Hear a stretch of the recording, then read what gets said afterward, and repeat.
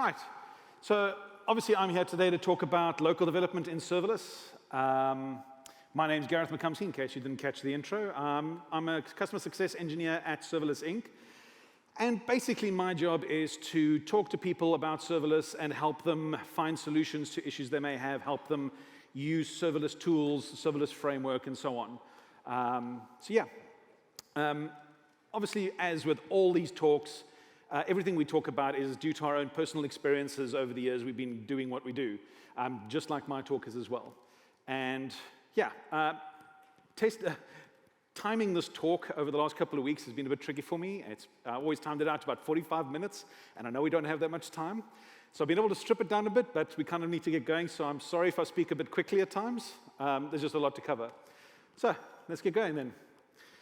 To start off with, what I want to do is sort of set the scene with local development and what I mean by local development, where it's come from, and why it exists. Why do we do this thing called local development in the first place? And really, it comes down to the fact that we want to have our machine act like production so that we can test our code. I need to write this code, I need to test this code, and I need some way to make sure that it works. The problem is that traditionally, in the past, it's just been too expensive for every developer on a team to have an exact copy of production sitting around just for them to use. That would be the perfect ideal, is every developer had an exact copy of a production system right in front of them to work with. But traditionally, you can't have a huge cluster of machines load balanced with MySQL databases and a master slave setup and all this complex infrastructure that production systems require before serverless. So one way and also, obviously, it's too risky to make these changes in production. If you can't have production systems to use yourself, the other possible solution is to just do it in production. But that gets a little bit risky. I've been there, I've done that, and it doesn't work very well. So what we end up doing as a way to help solve this problem is we try to, as best as possible, copy the production environment on our local machines for local development. And this is to solve all the problems I've said. It reduces the cost, and it makes it so that we can actually test this code to some degree. And we can then even have, and this is very common as well in a lot of teams, is that not only does each developer have some kind of local environment to play around with, they usually even have a development server of some kind of integration or staging system that you can take all your code and all the other members of your team, stick it onto the single machine that is even closer to what production system looks like to test with, iron out any problems and so on before you actually push this out into a production system. And this is where we often come up with the mantra. It's become a meme in the development space that it worked on my machine. I've developed things locally, it all works fine, I throw it over the wall at the ops team and it breaks. It's not my problem, it worked on my machine. And because of our ability to try to get things to run locally, we were then able to go back and say, well, we're doing this web stuff that we would normally have to do on a web server on our local machines. What can we now use from other developers that have built things locally, like desktop developers? And debug tools, for example, where you can step through code and breakpoints and so on, is a pretty nifty feature to add on top of this. Just another advantage to being able to work locally. We've then gone ahead and to try and get ourselves even closer to production systems, use tools like Vagrant and VMs and so on to just replicate those production systems. And obviously today, Docker kind of has taken over that almost entirely, and development teams are now, replicating production systems using Docker containers, even in the serverless world. So just to sum up about what local development means and where it's come from is that essentially production is just too complex or expensive for us to replicate. So we've tried really hard with virtualization to copy all of this production stuff on our local machines. And it also allows us to get a few additional optimizations to work locally, but it still requires a step between local and production. So no matter how hard we've tried to do local, we often have a development staging system between our locals and production anyway. And that's kind of what local looks like even before serverless. And it's kind of become a industry standard. I've been part of and joined so many teams where essentially either you're joining a team and working with everybody involved to try to find ways to build a great local development experience for your team, or join the team where you've spent a day, a week, maybe longer sometimes, depending on the complexities, to get that simulated development environment running on your own computer so that you can start contributing to the team. And this has become a necessity. This isn't something that was created in isolation and created burden. It was an absolute necessity prior to serverless to have these kinds of local development systems because of all the problems I mentioned before. We really have no choice.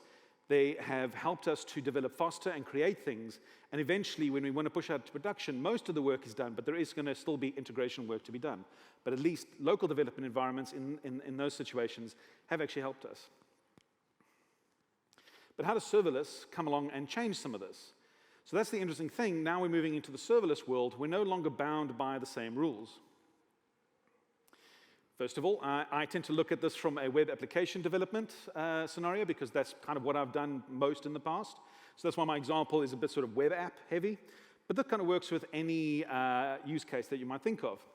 So first of all, the commonality between local systems and production is often the web server.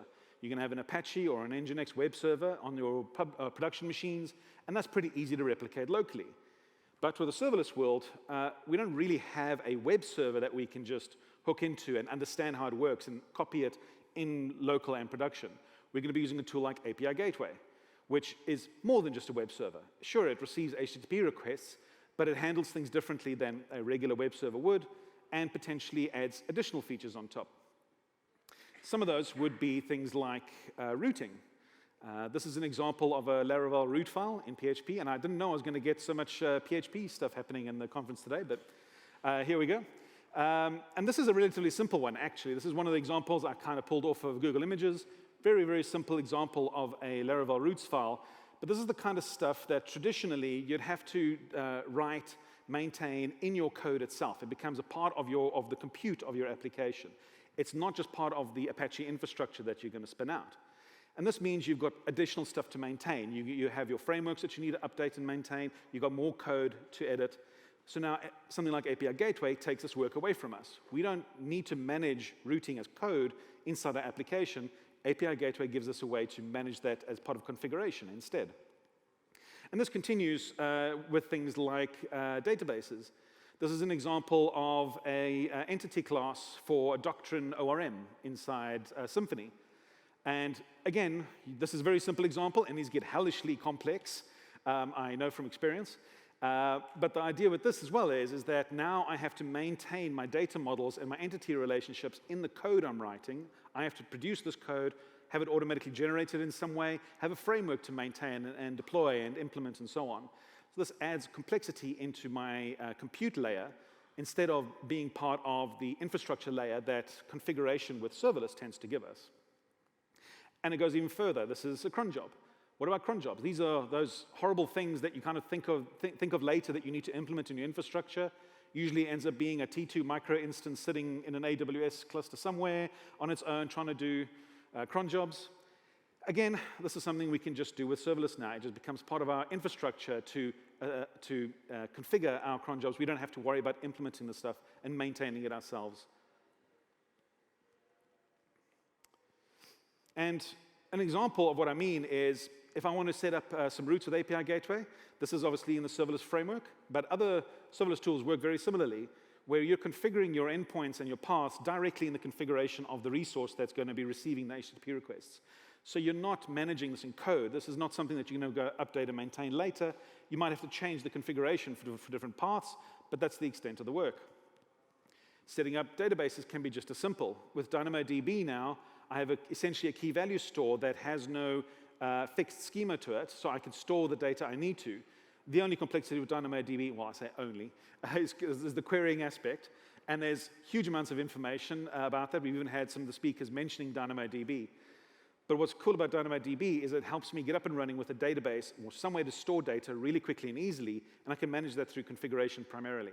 I don't have to spend time and effort with ORMs and entity classes and so on.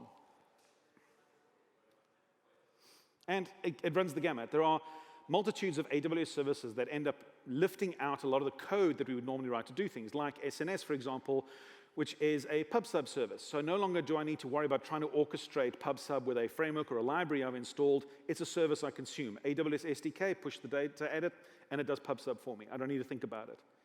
SQS, similar thing. I can just push stuff into a message queue. I don't need to maintain a library that manages messages queues for me. I can just push stuff into using the SDK. There's step functions as well. State machines used to be a process of finding the right framework or library to include into your application and configure it in a certain way, set things up so that you could have a state machine running in a specific way.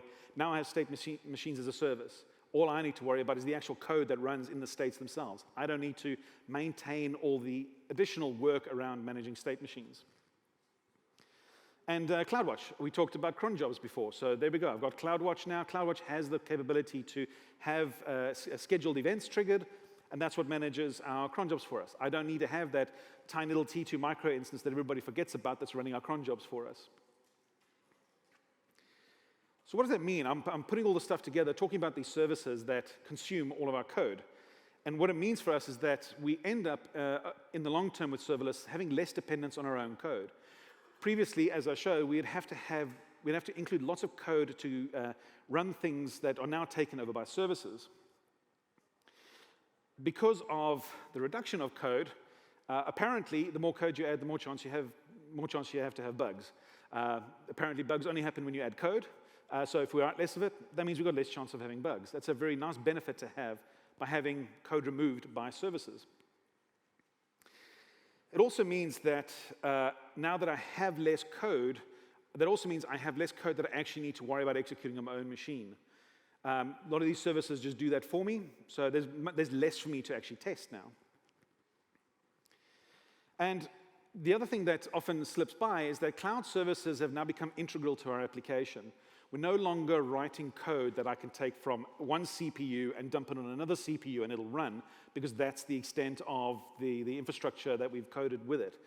The cloud services become integral to it, and we have to have them available to us. You can't just lift these out without the cloud services around them and use them anymore. You need them.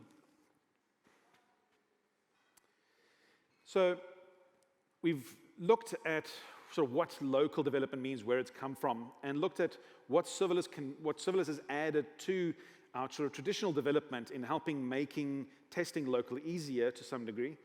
And I wanted to go through a lot of the current sort of methods that I've seen, that I've used myself and that I've seen other folks using as well, to try and do testing of serverless applications on a local machine. How can I execute or test my serverless stuff here and now and not have to worry about using the cloud?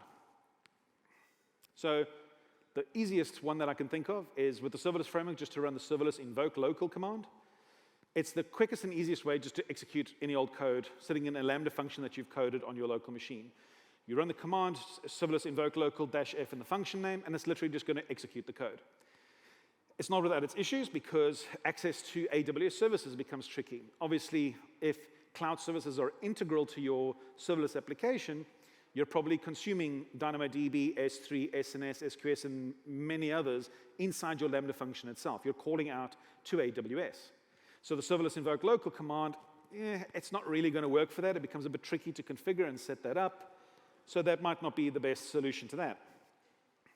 Also, unfortunately, it does not accurately emulate the conditions of the Lambda environment. It doesn't quite emulate what the environment is like when a Lambda function actually executes. So let's just move on to the next one. This is a very, very common use case I've seen as well with serverless offline. Serverless offline is a relatively simple to implement plugin to the serverless framework. And really what it does is it gives you the ability to support HTTP services in your serverless framework service. But that's really all it does. If all you're building is a bunch of API endpoints, well, you might be okay then. This might be useful to you. But from experience, I've seen most teams, including myself, start out with an API because that seems a very obvious use case. It's very powerful for that. Let's build that thing. But now I realize, I want to support image uploads, and that involves an S3 event. Now if I include an S3 event, serverless offline no longer helps me test that. That becomes a lot trickier to test now. SNS, I want to do some SNS stuff, but that's also tricky now because serverless offline doesn't quite support that. There's no support for other AWS events. And for local testing, you also will need something like LocalStack, which I'm going to take a look at in a second, because you need some way to have these AWS services that are being called inside your Lambda functions again to execute in some way. You can't just have your Lambda functions error out because they can't connect to your AWS account. So you need some way to be able to run these services at least. And it does not accurately emulate the conditions of the Lambda environment that the Lambda function will be executing, because it's your local machine. It's not actually Lambda. So about that emulation, how do we do this? I mean, I have these services sitting in AWS. I want to use them in my Lambda function, but if I really want to test locally, I need to find some way that my Lambda functions don't just error out every time I execute them locally because they can't connect to AWS. So one method is to emulate these services. And this is usually done with a really powerful piece of software called LocalStack.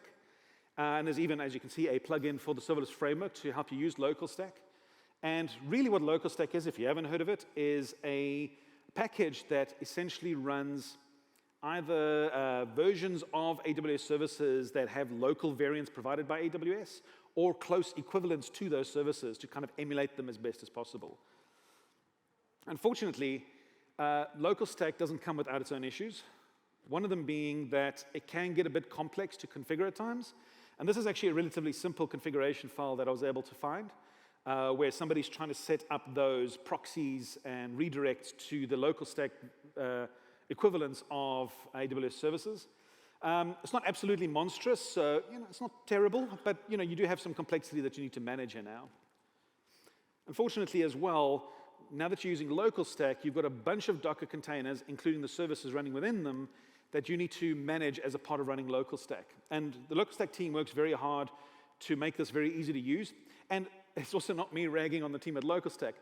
This is an indication of the issues that happen with local development in general. In my past, I worked with teams where we try to build local development environments, but they become long-standing, difficult things to maintain over time that you have to spend a lot of time and effort building, maintaining, improving. As production changes, you need to add more stuff to it and update everybody. And you'll see that effort put into managing LocalStack as well as part of your development environment. It can get tricky to keep it maintained, updated, and running over time for all developers in your team, and can cause a few issues and delays there. Not to mention that you've now got a whole bunch of processes, sometimes consuming a lot of resources on your developers' machines. So it might not be the best for that as well, especially if you're trying to run on lean little machines in your development team. This can consume a lot of resources. Unfortunately, it doesn't stop there. Unfortunately, while the team at LocalStack works as hard as they can to make what they provide as close to AWS as possible, it's not quite there. LocalStack is just not equivalent to AWS. And that's true of any local development environment. It's never going to be as good as the production environment, and LocalStack isn't any different. You also end up in a situation where you have a choice to make between two choices. You realize that you have a service in AWS that is absolutely awesome. If you can use the service, it's going to completely change the way your app performs. It's going to make things better. It's going to make your life easier as a developer, and you want to use it yesterday. But LocalStack doesn't support it.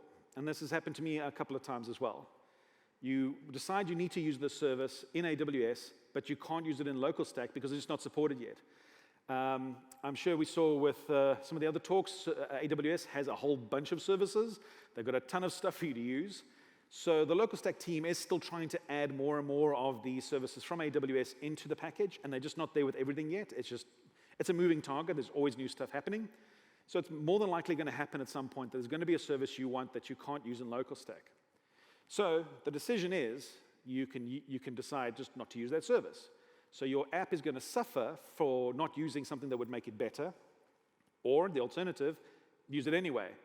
The problem with that is that now you've essentially broken your local development environment because your tool that you've been using for that no longer doesn't support that service. So you're caught between a rock and a hard place. Do you want to keep your app less optimal, or do you want to break local development? It's a tough decision to make. And also, just executing that code that you've written for your Lambda functions, the environment that it's executing in doesn't quite emulate the Lambda environment very accurately.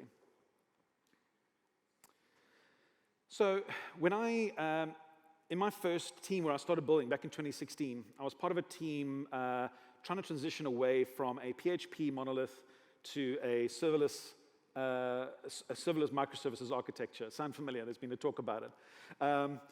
And we ended up going through a process of trying to find a way to develop locally, and went through all the steps I've been through right now to the point where we were looking at mocking those services. And I was an advocate for mocking AWS services for a very long time. I even wrote a blog post for Serverless about how to do this and why it's awesome. One of the reasons is it's a very easy way to set up testing for AWS services. There's a really cool NPM module called AWS SDK Mock that you can essentially use, and it just captures all requests to the AWS SDK and lets you insert your own response to it. So instead of going to the cloud, it stays local, and you can respond however you want. A failure message, a success message, whatever it is from that AWS service. It also requires no complex configuration. There's really nothing complex about getting mocking setting up. In your serverless.yaml file, you probably add another 3 lines to the configuration. However, and there's also no complex installation of applications. So it's not like local stack where you've got this huge pile of apps that need to be spun up in the background, or a massive development environment that every new developer has got to get somehow out of the code repo and spin up on the local machine and try to execute. It has none of that. It's incredibly light and easy to run because it only consumes resources when you're actually executing your Lambda functions locally. And there's no maintenance. There isn't a bunch of stuff that needs to be upgraded over time, and every developer has to follow suit, and falls and updates and so on. Very low maintenance. And also, it doesn't limit the services. It just ties into the AWS SDK. If it's in the SDK, you can use this AWS SDK mock tool to mock it. It's not specific. However, there's some downsides. I'm not going to talk about the usual downsides most folks talk about with mocks. One of the big ones for me is that mocks, like local stack, are just not equivalent to AWS. And this is briefly mentioned in some other talks as well. While you can mock the services out and keep things local, your responses will probably not be what AWS would give you. And even if they are, even if you're able to accurately produce the same responses that AWS does, this is not sitting in a data center communicating over network, so you don't have the same network latencies involved.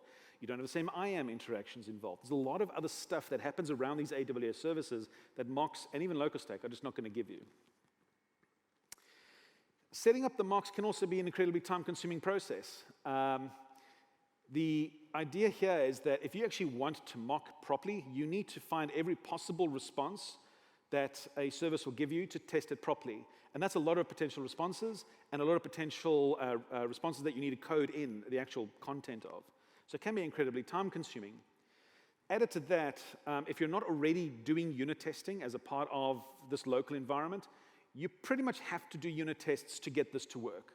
You need some way to execute the Lambda code locally, and using a tool like Mocker or Jest is a really great way to execute unit tests locally, and the mocking tool ties into that because you can initialize the mocking tool right up front with your tests, send data to those to the Lambda functions, and have the mocks capture the requests and respond to them. This is how the unit tests help you do that. Even if you don't use Mock or Jest, you're pretty much going to be doing unit tests at that point just to get your mocks to be up and running. Also, it doesn't quite emulate the Lambda environment accurately enough, so it's still running on your local machine. It doesn't actually quite emulate Lambda. So, moving on to another approach which is very popular, and we even use it at Serverless. This is a hybrid approach. And the whole idea here is that I may run my code locally, but instead of trying to emulate or mock everything locally, I just use the cloud services themselves. So that the services are actually in the cloud. I'm calling actual DynamoDB, actual S3, actual whatever else is that I need to. And in this way, I'm avoiding that issue with inconsistencies between emulation and mocks. So instead of doing that, I'm testing the actual services. It's a good step in the right direction. There's no need to emulate services, which is fantastic. You don't bog down your own machine. There's no complex maintenance that needs to be done. And the code is still running locally, so you can still use those local debugging tools that I mentioned in the beginning, which is kind of a nifty win. And at this point, most people might be saying, but isn't that good enough? Isn't this hybrid approach good enough for us to be able to develop our serverless applications? Obviously, my response is not quite. Even with a hybrid approach, there's still some kind of special configuration that you're going to need to do to allow the code executing locally to point at those remote resources. Just running the Lambda function locally doesn't know where the AWS account is with these AWS services that it needs to connect to use as a part of, while you're building things. And often this results in a development environment-only configuration that ends up going into production as well. You end up deploying stuff that's meant to be for development only into production, which to me is a bit of a code smell. Some people might find this acceptable. That is a decision you need to make. I typically don't like the idea of taking stuff that I would use for my local development environment and putting it into production, even if I've coded it in a way that stuff should never be used in production. I always worry about what if it is. So yeah, that's just a potential downfall of that. And of course, it does not emulate the Lambda environment accurately enough. So let me broach the elephant in the room. I'm sure you've noticed me say this a few times. It does not emulate the Lambda environment accurately enough. And this is ultimately one of the deciding factors for me when I'm looking at building my development environment. I typically want my ability to develop and test to be as close to production as possible. And this keeps coming up. Besides the fact that Lambda, the environment that Lambda executes in versus the environment that your local code exists in, will potentially have different libraries installed. There's been many times I've written Lambda functions locally and using, for example, encryption tools. And it runs on my local machine. There's no problem with that. As soon as I push it into Lambda, I suddenly have errors coming up with the missing file here, there, or wherever, because it cannot find these libraries that I just assume will be there because it worked on my machine. Those can obviously be resolved. You could just change out from one library to a different JavaScript module or whatever it is. But ultimately, you're still producing things locally that don't quite emulate what is actually running in Lambda. And that means, at this point, you are deploying into Lambda, getting the error. You now need to make a change locally that you can't replicate unless you go delete libraries off your computer. You have to now push this back into Lambda, and now you're doing remote development anyway, just to solve this one problem. The other side of this is that the way code executes in Lambda is very different to how it does on your local machine, even in a Docker container. Lambda has a habit of shutting down as soon as possible.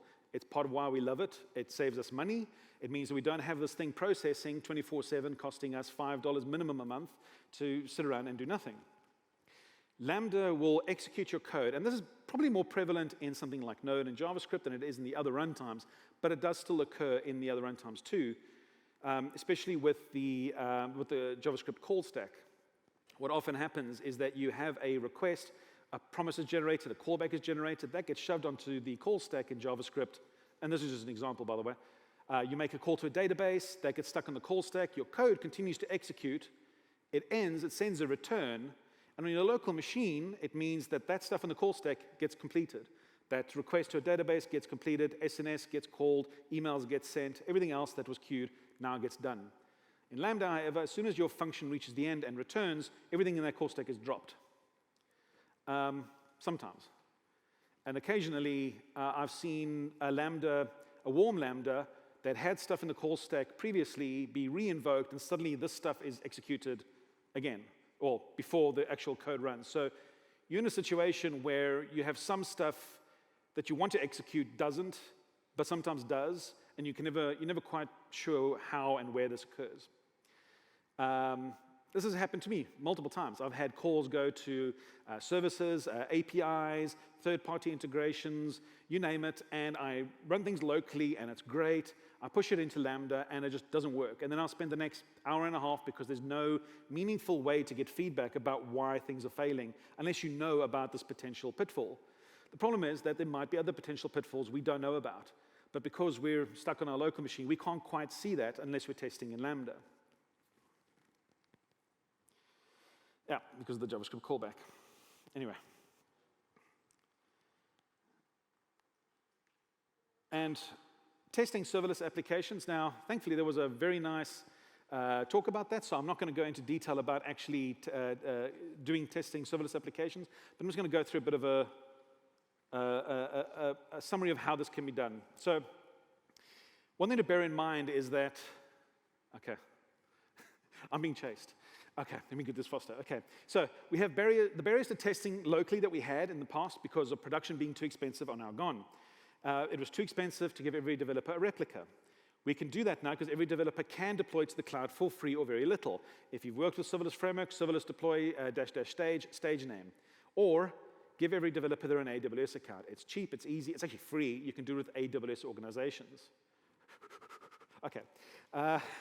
Serverless is cloud native, and this is something we need to bear in mind. Building our apps locally isn't necessarily practical anymore. We are consuming the cloud, and to make the best serverless application we can, we should be trying to consume as much of the cloud services we have available to us as possible, because we don't want to manage, maintain, and work with all this infrastructure and stuff that we have in the past. We want to give that to our cloud provider and say, you sort that stuff out, I want to sort out my business logic, and that's all I care about. So the fact that we're cloud native means that we should probably be looking at developing more in the cloud. And that's it. Am I okay? Thanks, guys.